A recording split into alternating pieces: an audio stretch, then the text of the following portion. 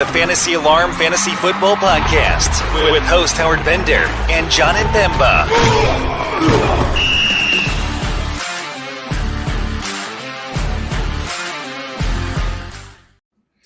What is going on, everybody? John Impemba here with Howard Bender. Welcome into the Quick Out Fantasy Football Show here. Howard Bender filling in for Andrew Cooper, who's on dad duty. Bender, Coop this week, little surprise for him, little like mini vacation sort of. Really handles being a new dad. So I got you with me here talking a little running back ADP today, man.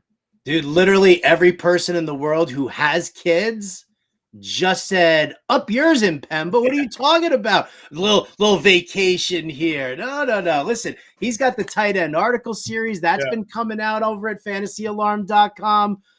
Been staying in touch with things that I hardly think having a newborn, whether the wife's still in recovery from the C-section or whatnot. There's no way. Aren't they just sleeping and eating at this point? Like, I don't even know. That's I don't know what they're doing.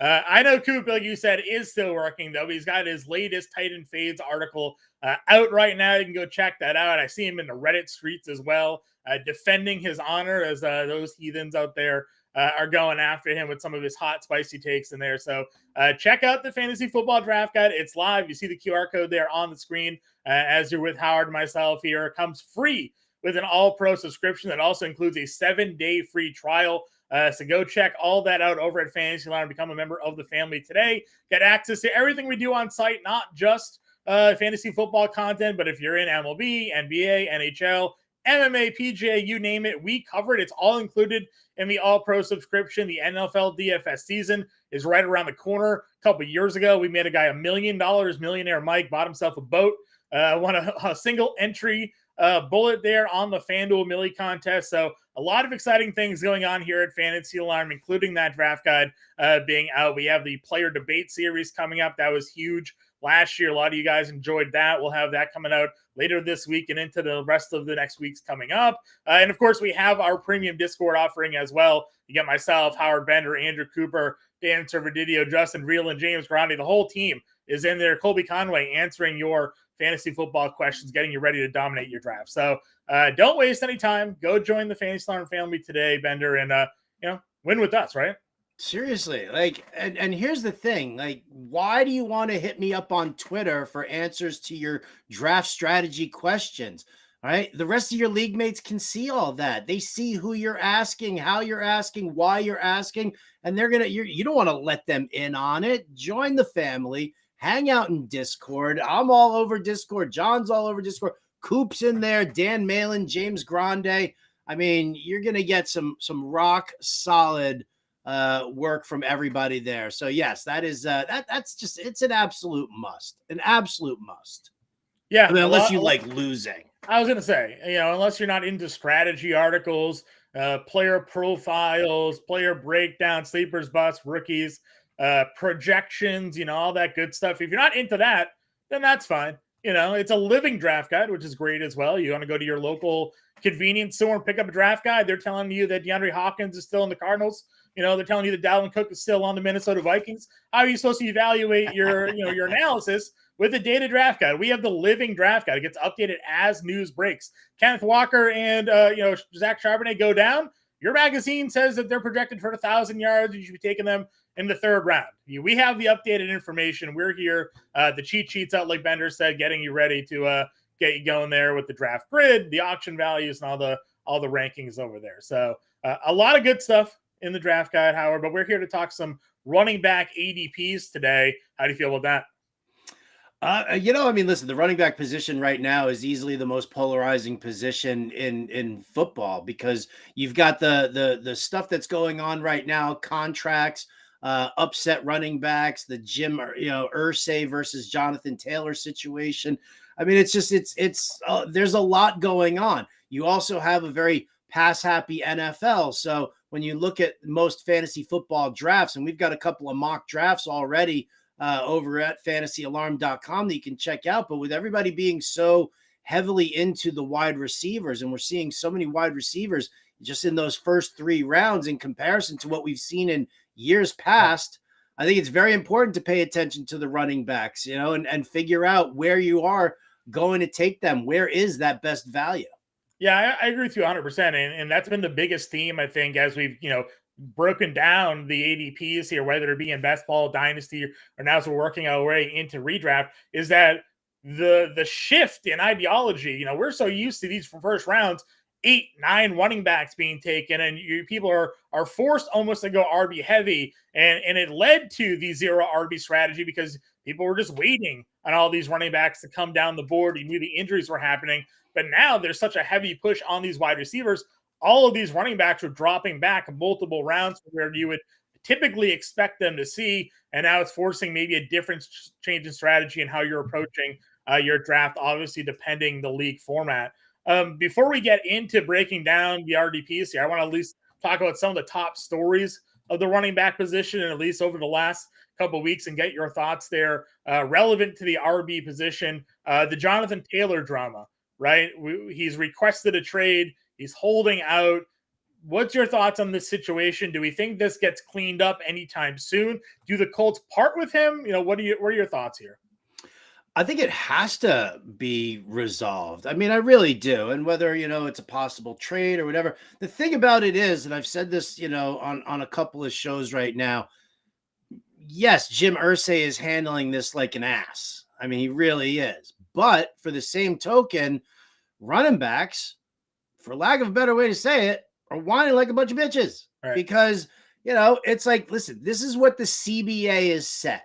And, the NFLPA, DeMaurice Smith in particular, this is the deal that was negotiated back in 2011 when the owners had an opt-out for the current CBA, which I thought was absolutely ridiculous, in my opinion. But nevertheless, the Players Association got what they asked for. There was a rookie salary cap put on there, which is now part of the big problem. Right. 50 what was it? It was like $50 million was pulled out of whatever the funding is, and that's put towards medical research. And then $1 billion was put towards the NFLPA retirement fund. So this is what they asked for. And again, I've said this, before as well. Ownership is playing chess. The NFLPA is playing checkers, because the ownership is sitting there looking at what the economic climate's going to be in 15 to 20 years, because football's not going away. The players, they're in a more short-sighted fashion because they want their money. They want to buy their house. They want to get theirs right now. They understand that there's a short shelf life for players. And so everybody's like, me, me, me, me, me, me, me. They're not being, I guess, trendsetters. Like, what you need somebody who stands up for all of the running backs out there. You need the Norma Ray, right? And she's going to, be, and, she's a big union rep and take down big business and stuff like that, and sacrifice her current needs. And you don't have running backs who do that. So right. Jonathan Taylor, like Josh Jacobs, like Saquon Barkley, they have no leverage whatsoever. New CBA is not going to be ratified or voted on even until 2030. So right. The owners really don't have any incentive to make any kind of adjustments. Could they play ball and say, all right, this is something that we do need to correct and we want to keep everybody happy? Yes, absolutely. But they are not going to do it while running backs are bad-mouthing everybody, while running backs are playing the social media game. I'm going to take my team off of my social media follows right now because I'm all pissed off. If you want to try it in the court of public opinion, well, running backs, you're just going to piss off ownership even more. So I think eventually it does get resolved. Jonathan Taylor's too good of a player. I'm buying the dip. Yeah, I mean, that's what we're seeing right now, too, in drafts early on, just a small decrease in where he is going because of the uncertainty. And that's where you go ahead and take advantage of some of that wariness that fantasy managers may have who have drafts right now. Thoughts on the guys that are still available, though? Dalvin Cook hasn't signed anywhere. Ezekiel Elliott hasn't signed anywhere. Leonard Fournette hasn't signed anywhere. Kareem Hunt hasn't even visited anywhere that's been reported. What are your thoughts on those guys that are available? Which ones do you think sign first? Well, I think Dalvin Cook right now is just playing the bidding war game. I'm going to talk to the Jets. I'm going to talk to the Patriots. I'm going to talk to Miami. Miami hasn't upped their offer yet. And then Miami came out yesterday. They're like, well, we're looking at Dalvin Cook, but if we get him, it's more of a luxury signing than anything else. Like all of a sudden now the Dolphins, who have put the contract in his hands, are now trying to play coy. And Dalvin Cook is just trying to drive the price up. He's going to one of those three teams. I still feel like he wants to be in Miami. My heart as a Jets fan says give him to New York, and let's bring Breece Hall along slowly. But that's Cook will sign somewhere. Jacobs is not going to walk away from 10.1 million. He's just not going to do it. So I think he signs, and then once that happens, then I think the rest of the dominoes fall. Ezekiel Elliott, we know that he's been looked at by the Chargers. We know that he's been looked at by the Cowboys as well. To come back and do that. And same thing with Fournette. So Hunt, forget it. I think he's done. Right? What happened to him? There's something more behind the scenes, because if you're not getting a single visit, right, then there's something wrong there. And I mean, listen, you saw him last year, right? I mean, granted, you're playing with Nick Chubb, and Nick Chubb is arguably the best running back in the NFL. Not even arguably, he just is. Right. And so Hunt kind of got, completely phased out of things in Cleveland. And then they were like, screw it, let him walk. So I think there's something there with Hunt that, we're not hearing or seeing. That's what I think. Yeah. Yeah. So he could have had some offseason surgery nobody's reporting on. He's just like not ready to go, or there is some personal reason that, again, we're not even getting reports that he's been in on visits, which, seems wild to me. Last, I think, notable thing here, Alvin Kamara meeting with Roger Goodell. He pled down to the misdemeanor from the felony. What's your expectations for him in terms of possible suspension? And, are you still willing to draft him knowing he could miss games before knowing what he'll miss? Or are you waiting to find out what he'll miss before you dive in? I feel like we're in the 4 to 6 game range for suspension. I feel like that's kind of where we are, pleading down the misdemeanor, but the video doesn't lie. Right. And anybody who's seen that video knows how horrific that really was. Like, I'm not trying to laugh or make light of it. It's more like an uncomfortable laugh, right? As anybody who's ever been in a fight and has been punched in the face or kicked in the ribs or anything like that can attest, it is not good.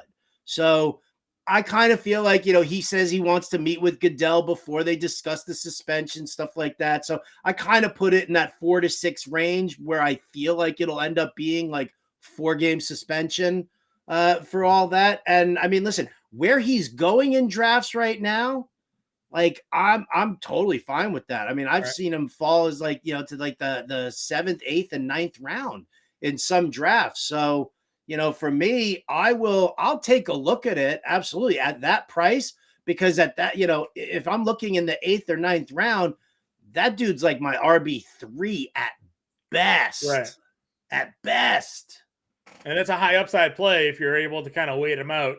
I know some leagues have like the NA spots where if he gets suspended, maybe you can slot him in there. If you have a way to kind of stash him on a deep bench, like, with the second half of the season could potentially be with a player of Alvin Kamara's caliber, with hopefully an offense that looks more like an NFL offense than he's had to deal with the last few seasons with, Dalton and Taysom Hill and whatever else they had down there at quarterback. Maybe Derek Carr can bring a little semblance of order to that offense this season for him, though. It's got to be Pete Carmichael, who's like got like, I don't know, I guess Taysom Hill's got nudie pictures of Carmichael or something like that, hanging out in a hot tub with somebody, because like we thought the Taysom Hill nonsense was going to end when like Sean Payton left, and it's persisted. Then Joe Lombardi left, and it still persisted. So Carmichael is the one thing that's kind of moving along with that, which is just so frustrating, because it has its moments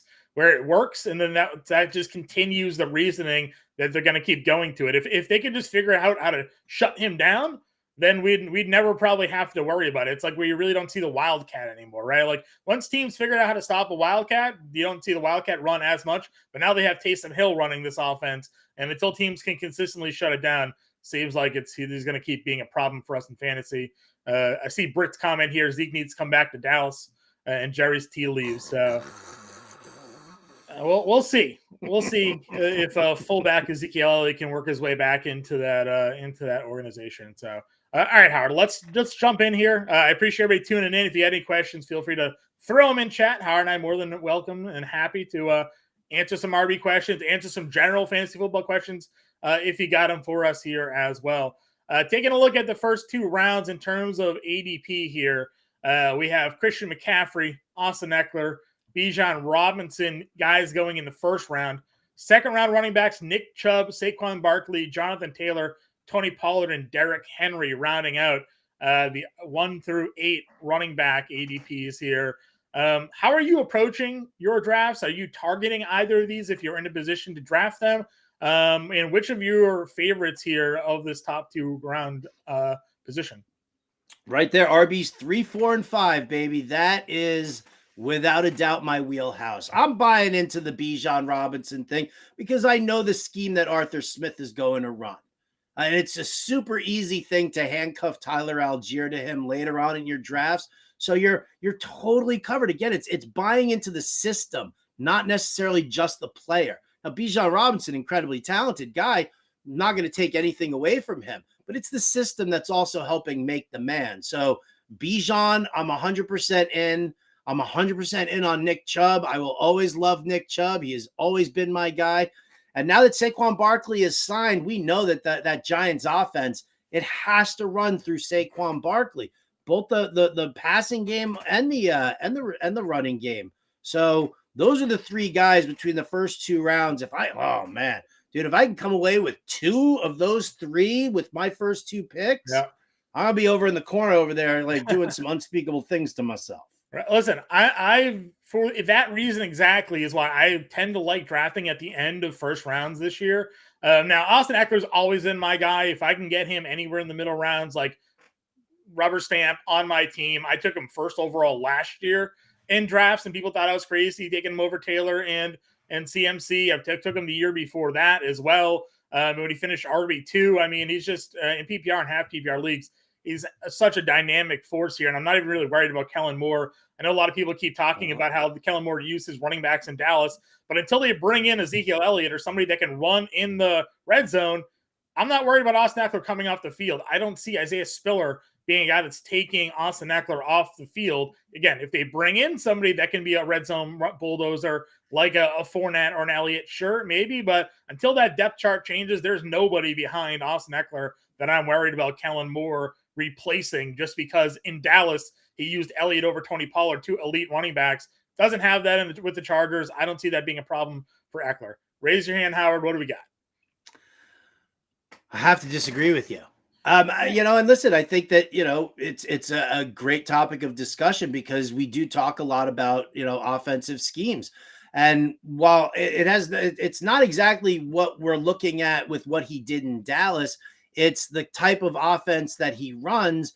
And Eckler's primary value is in the passing game, right? I mean, we went through this with Alvin Kamara, right? I mean, 81 receptions, 3 straight years or 4 straight years. It was unbelievable.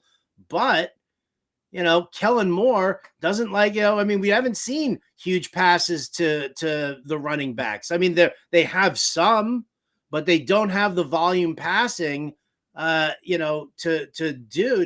really support what Eckler's targets were the last 2 years in Joe Lombardi's system, or what was going on, before that with the Chargers. They were passed. There was a lot of checkdowns to the running backs. I just don't see them in this scheme doing it as much. I think so far, yes, Eckler is their primary guy. Joshua Kelly, more than Isaiah Spiller, sure, I think is the concern for the between the tackles and the short yardage work. But for me, it's about Eckler and the receptions and targets. And I think that's going to come down to the point where I'm not outright fading him, but he's definitely not my favorite running back. I mean, for me, I like to believe that coaches aren't stupid, which is generally wrong. Most coaches in the NFL are not very smart. But are you going to a new team looking to make your mark here? and taking what you have as an elite skill set at a position with Austin Eckler and what he brings to that offense, and just be like, we're not really going to utilize that. Like, I find that difficult to trust, because like he's going there looking at his offense and understands how effective he's been in that offense, as productive as he's been with that offense. And I understand that he's bringing his style of play in there, but I don't think you're just going to push him aside and no longer utilize what makes that offense so dynamic in its personnel. So, I would be surprised if all of a sudden now he's looking at Austin Eckler and is like, you're going to be a 70 target, 60 target guy. We'll give you 30 catches. We'll run you a little bit between the 20s, and like, we'll move on. So, to me, I would be hurt. I would be hurt financially given the investment I've made at Austin Eckler this year. But I just don't see that being a case. I would hope that wouldn't be the case with Kellen Moore. But a lot of the argument that I've heard, Howard, is people more so likening how he used the Elliott Pollard backfield as a reason to downgrade Austin Eckler. And I'm just like, we've seen Joshua Kelly. We've seen, like, no, they're not the same caliber of players. Zeke Elliott was a leading rusher in the NFL. Pollard was a change of pace guy with speed that's obviously come into his own over the last couple of seasons, but that personnel doesn't exist on the Chargers yet. Now, Britt here, how far would Eckler's value fall if he was traded to Indy for Taylor? Sure. I mean, I wasn't really in on Taylor this year to begin with because of a little bit of the uncertainty there, especially if they went to the running quarterback with Richardson to start, because we see how RPOs can be played. And they don't really check down to the running backs nearly as much, and he's a younger rookie quarterback. So, yeah, that would probably hurt a little bit. But again, you look at that offense, they really don't have, guys behind him. We're looking at Moss, who's hurt now, Deion Jackson. I think they have like an undrafted kid that's making some noise there, or a late round pick that's making a little noise in camp as well, just because Taylor's not getting reps. If Eckler went to that team, he'd still be the clear-cut number one guy. But sure, I don't think that his skill set would fit given the personnel at quarterback. Now, if Gardner Minshew ends up being the guy, then all systems go. I think he'll be checking down Eckler all day. So. I have a slightly different take here. Sure. I mean, first and foremost, to your point about Kellen Moore coming in and tossing aside a valuable asset like Austin Eckler, that's exactly what we saw when the Saints changed their offensive scheme and Joe Lombardi left. I mean, I'm looking at 100 targets, at least 100 targets on average for Alvin Kamara from 2017 through 2020. Last two seasons, 67 targets, 77 targets. Now, granted, he missed a couple of games, but he played 15 last year, 13 the year before. So proportionally, you do see coaches and coordinators come in that they want to put their own stamp in it. Brandon Staley is on the hot seat in Los Angeles, on the hot seat. So going with what's been needs to go away. Like, he needs to inject some new life into this team, and that's why he's got Kellen Moore in there, and they were so happy to go away from Joe Lombardi. Eckler in Indy, I'm actually more bullish on him in Indy than I am with him in Los Angeles, because I do think that he becomes primary back, very featured, a lot of RPO, a lot of outside zone scheme going on for them. It suits Eckler's skill set so much better than Kellen Moore's offensive scheme in Los Angeles. So if, let's say, because I don't remember who popped that possible trade idea into it, right? Like the Chargers give Eckler and a second round draft choice to Indy for Jonathan Taylor, and I'm like, smash accept on that sucker right there, because it works for both. It works beautifully for both running backs and for both teams. So if that trade were to happen, dude, to the moon for both of them. For me, I would have to bump both of them up my rankings. So for me, Eckler's obviously like elite fantasy value is tied to his ability to catch passes. You mentioned Alvin Kamara. The last 2 years, when you mentioned he missed games, his per 17 game average is still 90 targets for each. So a little bit less than where he was at, but they also were toying around with Taysom Hill at quarterback. They had Jameis Winston in there for a little bit. So again, quarterback change, different style of play. I agree with you a little bit on that with Kamara, but frustrating the way that they were calling the offense in some instances with him out there. And then his own injury problems were hampering him a bit there. But for me, if just the history of a mobile quarterback not throwing to the running back as much, if you want to increase Eckler's carrying, that could actually be a problem in terms of the wear and tear on him. We haven't really seen him be a guy that's a 250 carry guy, so I worry a little bit there. Touchdowns have obviously boosted Eckler's fantasy value as well. Isn't he going to score as much as the Chargers? Probably not this season. So I'd be less bullish on him. But Taylor, I mean, that would be ridiculous if he went to the Chargers all system go. I'm like salivating just in that spot. Don't need to waste too much time. I took Saquon Barkley in the FSGA best ball draft, 9th overall. It's a 14-team best ball draft, so pretty deep rosters on there. This was before Barkley had signed his extension. I was never, or the franchise tag, I was never in the belief that he was going to miss games or hold out, so I felt like I got a pretty good value on him there, and I think you'll see Barkley probably start to move up a little bit more now that he has signed. And you and I have obviously been always big Nick Chubb fans here. I'm not worried about Jerome Ford cutting into Nick Chubb snaps here. And as much as the zero RB truthers out there would like to tout Jerome Ford as the next Kareem Hunt. Looking at you, Kev Tompkins. Yeah, I don't believe that to be the case. And a lot of people, they like to use sample sizes to fit their argument. So they're like, well, what about the 4 or 5 games where Deshaun Watson was QB and Nick Chubb struggled? It's like, yeah, well, Deshaun Watson kind of sucked. Right, I'm going to assume that take the word "kinda" out of it. Yeah, I'm going to assume if Deshaun Watson is better this year with like another full season under his belt, getting the rust off, that offense is going to be good. And we saw the numbers that Brissett put up. We saw that Chubb put up with Brissett under quarterback. I have to hope that Deshaun Watson can bring that out of Chubb if he plays better. So that's the guys in rounds 1 and 2 here, Howard. If we're taking a look at the next couple of rounds of plays here, rounds 3 and 4, Josh Jacobs still hanging around RB9, but we see him dropping. Ramondre Stevenson at RB10, Najee Harris, Breece Hall, Travis Etienne, Jahmyr Gibbs, Joe Mixon, Kenneth Walker, again, a guy that's likely dropping down due to the injury, and Aaron Jones rounding out your RB9 through 17. We're not even in the top 20 RBs. We're through 4 rounds. That's, again, kind of just pointing out the change in philosophy here at the position. Yeah, very, very intriguing there. All right, so from this range here, I think we're both in on Ramondre Stevenson, right? Yeah. Yeah. I'm not worried about them working these guys out. I think I have a little bit of a different perspective being a Patriots fan, being around the local media. Anytime Belichick brings in a name running back, everybody starts tweeting, here we go, like so-and-so to the Patriots, where Belichick has said a bunch of times, and it's been reported as so, he likes to work out guys all the time. So when an injury does happen, he has a list of players that fit their scheme, are in shape, understand what they're looking to do, and then they give that guy a call and then bring him in at a later point in the season. So it's not that he's bringing in Dalvin Cook or Leonard Fournette or Ezekiel Elliott to sign them today.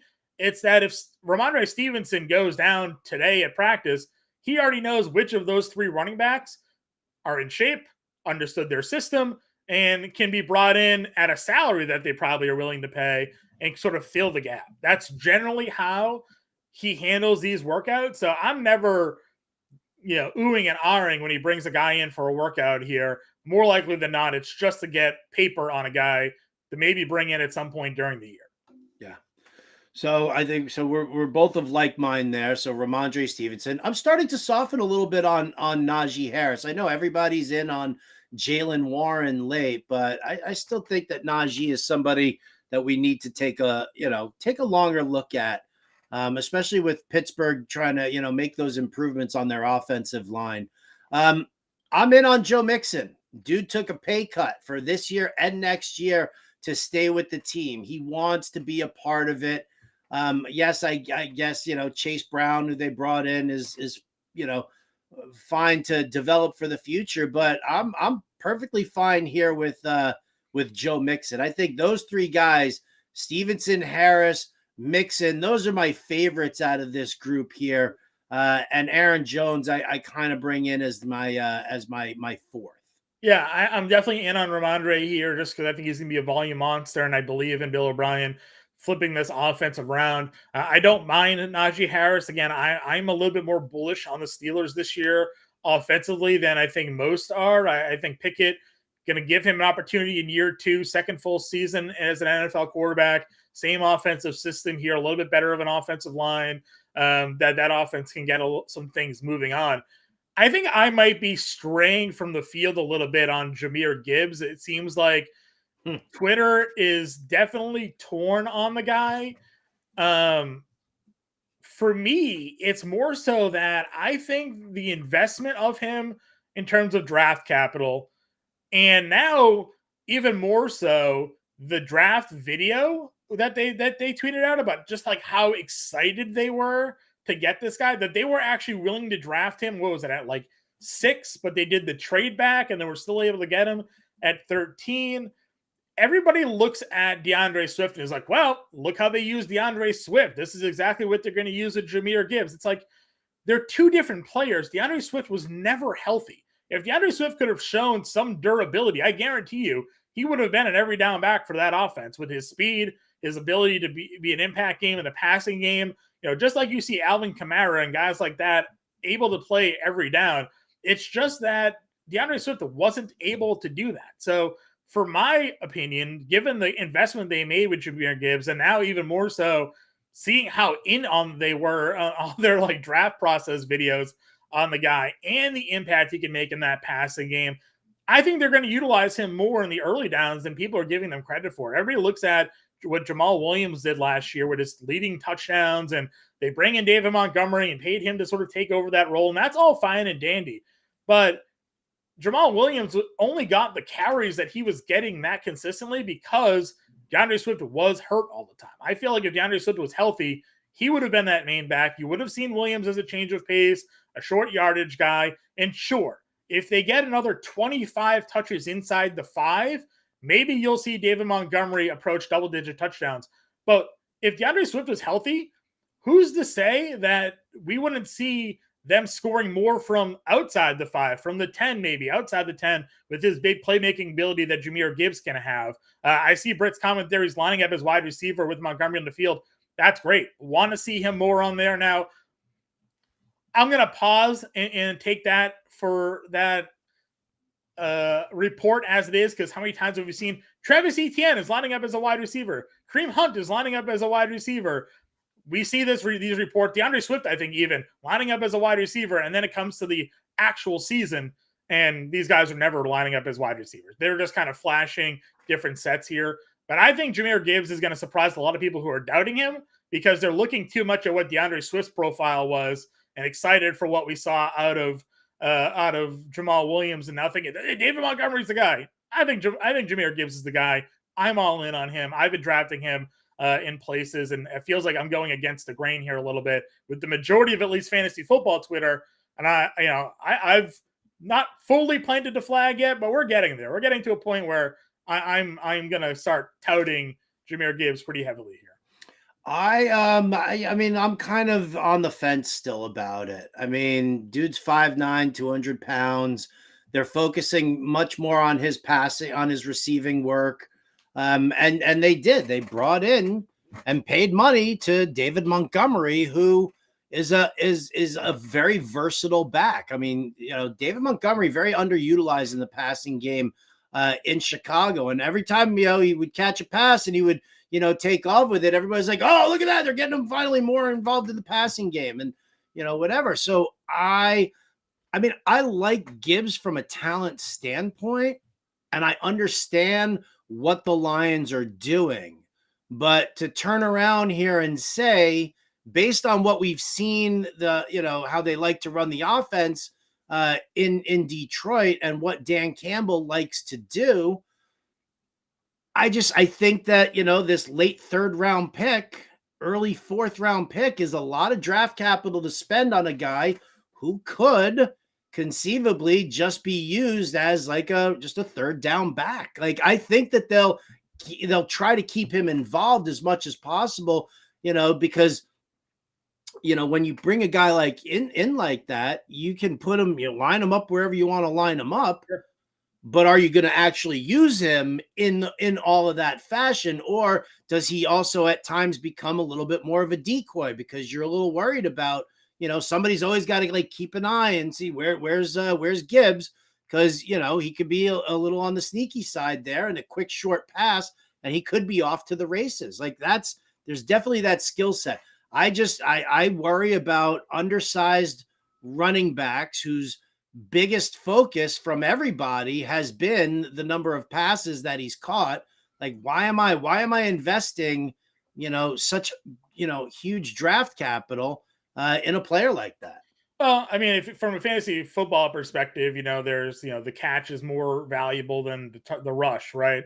In terms of a points, if you're in a half point or full point PPR league. But again, for me, I just believe that he's going to be more involved than people are giving him credit for. I think a lot of the detriment around him is, again, the hype based off of the comparison to what we saw out of Jamal Williams last year and just the injuries that DeAndre Swift. When DeAndre Swift was healthy, he was their leading running back for a lot of those games early on. And he would come back. You died on this hill last year, dude. You and I fought back and forth about it late in the season. I know, but that's what would happen. He would come back. He'd be the guy. He would get hurt. He'd get dinged. They'd limit him and then he'd be down and you see the split carries. But even if this ends up being a split carry workload or a snap share workload, like it still feels like Gibbs has the higher profile because it just seems unlikely they're going to have so many touches inside the 5 again that Montgomery's going to be in there to get all of those touchdowns. Now, I feel like we're going to see more touchdowns outside of that spot where Gibbs is going to be utilized. So that, again, I'm willing to sort of flag plan here. I think Jahmyr Gibbs is going to be a steal where he's going in drafts because people, like you said, they're not sure how to evaluate him. I think you have to kind of pick one side of the fence here. I'm picking on the side they're going to utilize him more. You're looking at the offense and thinking David Montgomery is going to be a guy that's going to be in there more as an early down, short yardage, end zone guy, and Gibbs is going to be the scat back. But I just don't think you use a 13th overall, I think it was 13th or 12th overall pick on a guy that you plan on to be on the field 30% of the time on third downs. I just can't see that being the case. So that's my opinion there on the third, fourth round guys. I'm in with you there on some of the fades there in that range. Let's move on here into rounds 5 through 9. Just some notable ADPs here, guys, in this range: Miles Sanders, J.K. Dobbins, Dameon Pierce, Alexander Madison, Cam Akers, Dalvin Cook, Rachaad White, DeAndre Swift, and James Conner are your RB 18 through 27 going rounds 5 through 9. So obviously, as we get a little bit deeper into drafts, the ADP ranges kind of separate themselves out here a little bit more. But if you're looking to draft, talk to me about some of your favorites here, Howard. Out of this list here, obviously, Miles Sanders, I'm definitely in on. Just hit up at Coupe Fiasco and ask him about Miles Sanders. We've gone over and over. There's a full, beautiful player profile sitting on fantasyalarm.com that we can retweet to everybody again to make sure that you guys are actually seeing it. I like Akers. I don't love Akers, but I like Akers. Dalvin Cook, I'm fine with him. Go to Miami. If he goes to the Jets, he's obviously devalued because of the presence of Breece Hall. But I think then Dalvin Cook, to me, becomes a great early season acquisition for fantasy. And then you try and dish him off because once Breece Hall is fully back to being Breece Hall, it's a great 1-2 punch towards the tail end of the season. But, again, I think that, it makes it easier there for them. But if he goes to Miami, I'm 100% in on Dalvin Cook. And I love Rachaad White for the volume. And I actually like James Conner for the volume as well. Everybody keeps, dismissing Arizona because they're a crap team and we don't know what's going on with Kyler Murray. They are a bad team, but Conner he's involved in the passing game there as well. And they don't have any featured backs behind him that really kind of concern me. He's not a target of mine, but if I'm looking and I need a running back, I'm not going to overlook Conner. Yeah, he feels like a safe floor guy. That's kind of where I am with Conner as well. A guy that I'm not avoiding, but if I'm sitting there and I'm like, I kind of need like an RB4, RB5. Like I'm happy to draft Connor there. I think he can, make some interesting moves. I got to ask you though. Now Andrew Cooper obviously does his wide receiver article comparing it to Vegas totals. Some of the running back rushing totals, I think to me are a little bit surprising. Cam Akers is at, I think it was like 700 or 750 yards rushing. You talk about an offense that, again, doesn't really have a running back behind Akers. We've seen him finish strong last year. We saw him obviously as a rookie breakout. He got a little bit of a weird first half of last year. Does that worry you at all when you're looking to target a guy? If you go to look at their Vegas rushing odds, and you said you like Rachaad White, they have him at 700 rushing yards as an over-under there. How much do you put into what Vegas is putting their rushing totals compared to guys you're looking to draft? I put some into it because I do think that a lot of the Vegas algorithms, and the handicapping doesn't take everything into consideration. I think they do put a lot of weight on past performance. And, again, it's a totally different scheme that you're looking at, like Rachaad White. I'm not saying that Rachaad White's going to be 1,000-yard rusher, but they're going to give him the volume. Now, as the phrase goes, the phrase that pays is that running the football is a luxury of winning teams. Tampa Bay, we don't see them being a winning team. Right. So, for that, the Rams are not viewed as a winning team. So, the expectation, I think, from Vegas is that these guys will run the football hard in the first half, but as soon as their teams fall out of it, then what kind of carries are they going to get in the second half of the season? But, I kind of look towards, what happened with Dameon Pierce last year. Houston was terrible.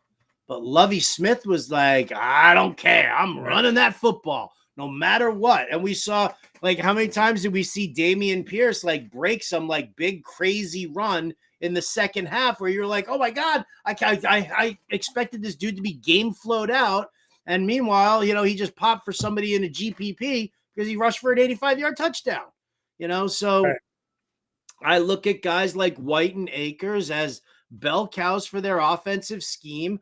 I'm not worried too much that Vegas is kind of lowballing it here because, I mean, let's face it, when you're dealing with over-unders in football, right, you tend to want to lean on the under anyway because, it's 17 weeks or 17 games. It's, injuries crop up on players all the time. There's all sorts of, circumstances that kind of tell you that you have to really err on the side of caution and go with the under. There are some that I like that I'll be like, oh, they're too low on that. But, when you're talking about a guy like White, you're talking about a guy like Akers in fantasy, I'm in.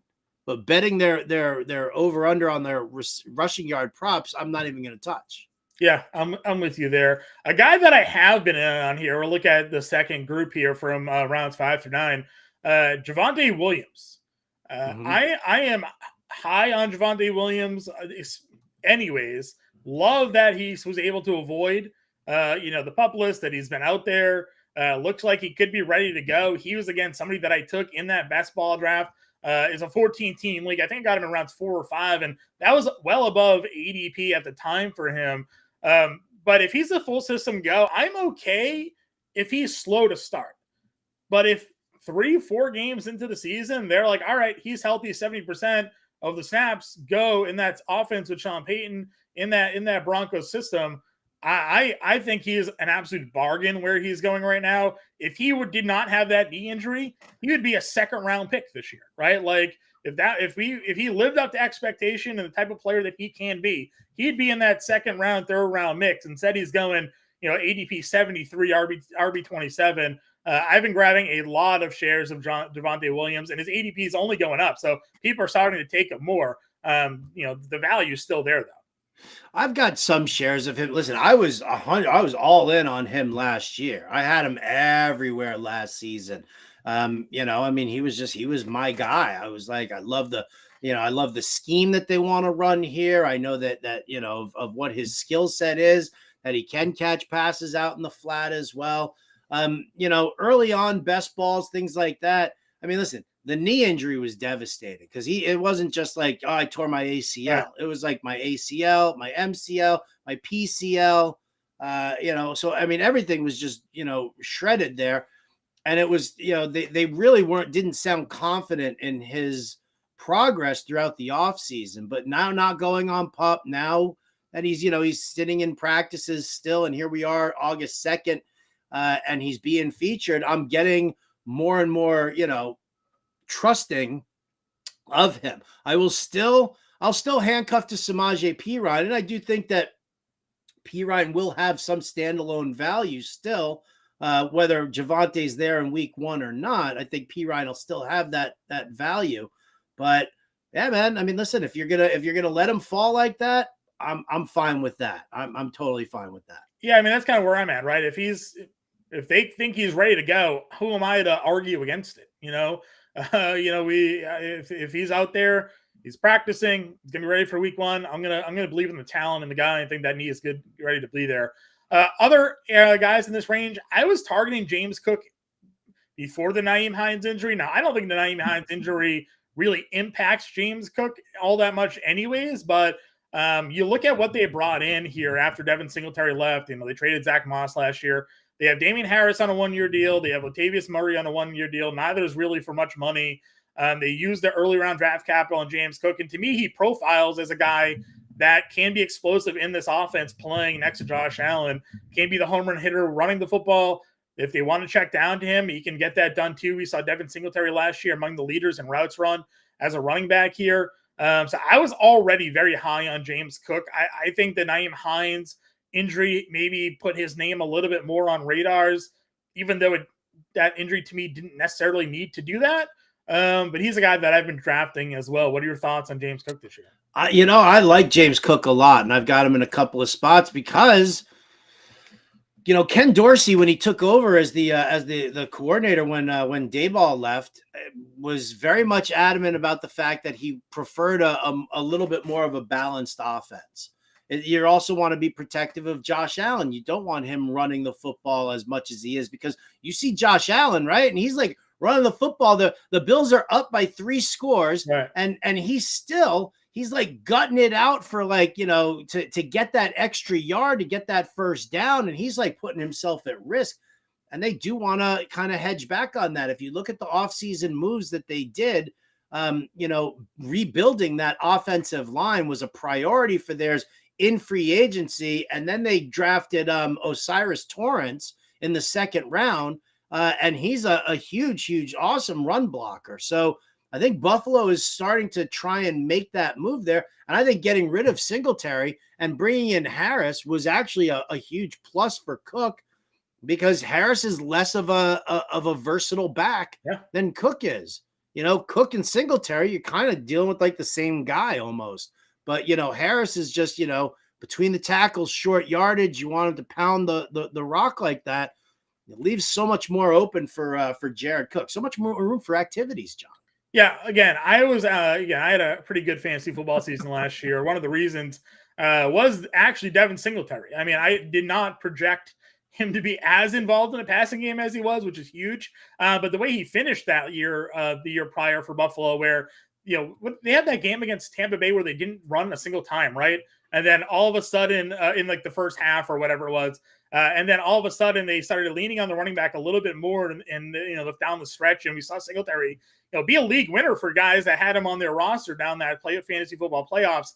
I was kind of drafting him, building off of that performance, thinking they saw they needed to be a little bit more of a balanced offense. They saw the versatility that Singletary can bring to that team. He had a great year. Then they drafted James Cook.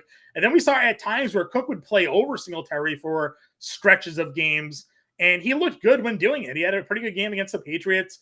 And now I kind of look at him almost at the exact same ADP that Singletary was being taken last year. And I'm like, guys, we just saw this. We saw the player that they wanted to use him like. So yeah, I'm just buying a lot of James Cook shares here. Quickly, thoughts on the Washington running back situation? Antonio Gibson, Brian Robinson going right after each other, RB33, RB34. Dude, every time I do a show with Britt Flynn, she like hands me a pitcher of Kool-Aid that's labeled Antonio Gibson, and I'm coming around on it more and more. I mean, listen, Eric Bieniemy, what does he do in this system? He's copying what they're doing over for the for the Chiefs. He's copying their ooh, look at that. Oh, you guys can't see me right now, but I just got me a nice little smoothie here in the middle of the show. We'll throw it on there, Howard. What kind of smoothie are we drinking? What kind of smoothie am I drinking? I have no idea, but it comes in this beautiful Fantasy Alarm pint glass. Love that. And who doesn't love that at all? Anywho, shout out to my darling wife for being such an amazing woman. Everybody needs a nice, cool refreshment, right? Out there in the shed, Howard. I'm like working hard hours and stuff like that. Yeah. So, where were we? Antonio Gibson. Oh, Antonio Gibson. So I'm buying in on him more and more because that's the offense that Eric Bieniemy has been running. And we know Andy Reid's system, they love pass catching running backs. They just wish that they were able to do it more with like a bell cow back and not have to constantly like bring in Jerick McKinnon. So I think right now we could see a little bit of an edge here for Antonio Gibson. Now, Jim Bowden and I, we battle back and forth. He is 100% in on Brian Robinson, and I'm like 80% in Antonio Gibson. But, I like Robinson. I don't love Robinson. So I'm kind of leaning in that direction for right now. So, yeah, I would say PPR leagues, Gibson, half-point PPR or standard for the four of you who play standard still.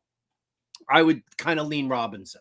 Yeah. You know what you want to do? You want to play Robinson in week 1 when they're home against the Cardinals, and then don't ever play him again. You said running is the luxury.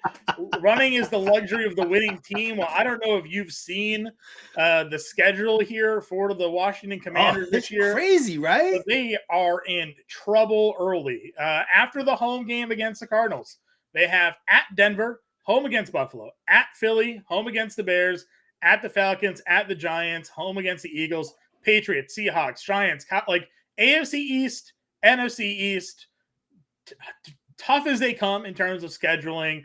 And then they have, the NFC West on their schedule here as well. 49ers, Rams, Seahawks. I don't know how many games the Washington Commanders are winning this season, so I don't know where Brian Robinson is supposed to be scoring all these fantasy points when he averaged less than 4 yards a carry last year. I think Gibson's going to be on the field a lot because they're just playing down, which is kind of why I'm like semi-bullish on Sam Howell a little bit, because if we are to believe his rushing potential, I know Andrew Cooper does not believe in his rushing upside, but if they have to throw a lot because they're trailing, that just means more potential for him to scramble and use his legs a little bit more. So if you're in a super flex league or 2 QB league, like I'm okay going Sam Howell because I don't think they're going to be winning or up in many games this year. That schedule is brutal here. Couple more minutes, so let's just go final notable RBs. I got Jerick McKinnon on the picture here. You mentioned Eric Bieniemy no longer there. Does this change at all then a strategy for the Chiefs? No, not at all. I mean, it's Matt Nagy, right? So right. He was the coordinator before Bieniemy, and then he tried to, do his thing in Chicago and failed miserably. This is always Andy Reid's offense. Always Andy Reid's offense. So I'm fine with McKinnon. On this list here, right there, 42, 45, 49, baby. I love that range. McKinnon, Bigsby, who I think is going to get some good short yardage between the tackles work in Jacksonville, and Singletary, who I think, Coop and I have talked about this a bunch, the pass catching running back. So when Houston's trying to play catch up in the second half, who's going to be on the field? It's going to end up being, probably a little bit more Devin Singletary. So right. Those 3 guys are the ones who I like the most right now. Yeah, I've been grabbing a lot of Jerick McKinnon just because of his usage in that offense last season and how dynamic of a player I think he's always been capable of. It's been injuries that really held him down for a lot of his early career, but now they got him in a great spot where they don't have to burn him out too much and use him as a change of pace guy and someone that Mahomes can just do magic with. Another guy on this list that I've been taking a lot of is Zamir White. Before the Josh Jacobs news even came out, I thought that there was a lot of signs that this could be a year where Josh Jacobs' season may end the way Derek Carr's season ended. The Las Vegas Raiders are not expected to win a lot of games. Josh Jacobs, I don't think, likes being in Las Vegas. I don't think many players like playing for Josh McDaniels. I think he might be done after this year, the way he's just gone to organizations and just tanked them fairly quickly. So, I mean, to me, Zamir White's a guy that could see early down work. He's got a guy that is capable in the passing game a little bit as well if they want to throw to him. And if Jacobs holds out, or is a guy that's like, oh, my groin, oh, my quad, oh, my calf, and is constantly dinged up because he just doesn't want to be there in Las Vegas, then Zamir White's a free square late round pick. Coop does a lot of these articles, lottery tickets versus scratch tickets, right? And Zamir White's a guy that could be maybe a little bit of both. If in week one, Zamir White doesn't see the field, then you can let him go to your waiver wire, pick somebody else up. But if in week one, Zamir White's got 40% of the snap share, well, now you got yourself a lottery ticket there with your last pick and a guy that could easily take over the lead role if Jacobs just decides to cash it in this year and go hit free agency next year for a bigger deal. So I'm interested there for Zamir White. I like Malik Davis as a late round throw and McKinnon there as well. Well, all righty. That's where I'm at. That's where I like those of you who are listening on the podcast here. We got Cleo Herbert, Zach Charbonnet, Jarek McKinnon, Tank Bigsby, Devin Singletary, Ezekiel Elliott, Zamir White, and Malik Davis here as some late round dart throws at the running back position. Howard, it's been a great time here doing the Quick Out Fantasy Show with you. Any final words for people at home? No, hit that QR code right there. Get the Fantasy Alarm Draft Guide. Get the cheat sheet. Subscribe to the All Pro subscription. We ain't going to let you down. We got way too much firepower here at Fantasy Alarm. Way too much. Amen to that. All right, guys, we'll be back next week. Catch y'all later.